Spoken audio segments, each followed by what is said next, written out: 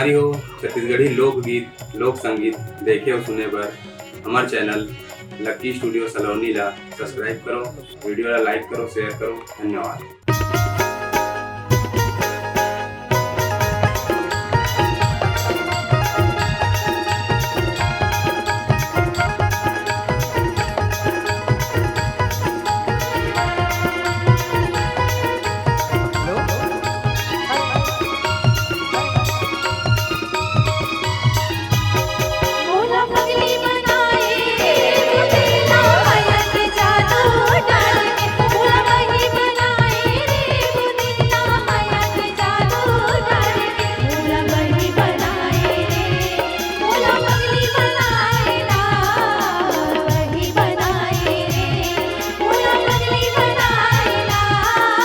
भैया बनाए वो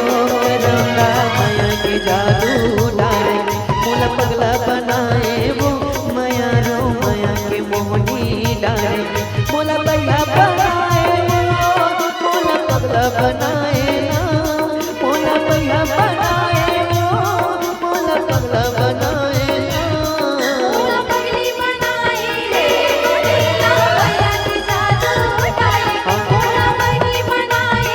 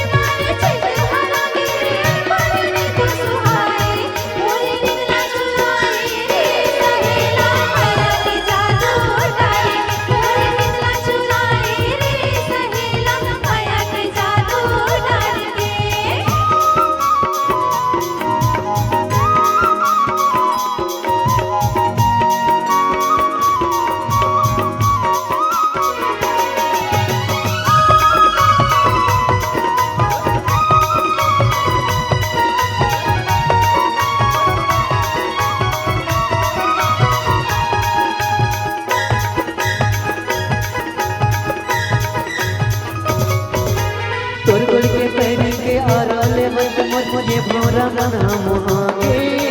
खंड पे चूली की सुरमरे बे नरा तू निकलता के,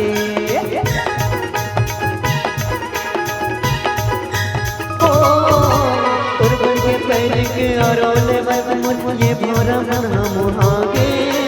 खंड पे चूली की सुरमरे बे नरा तू निकलता के, जीवन तो जुड़ा गए रंगा माया के जादू डाले, जीवन तो जुड़ा गए वो रंगा माया के जादू डाले।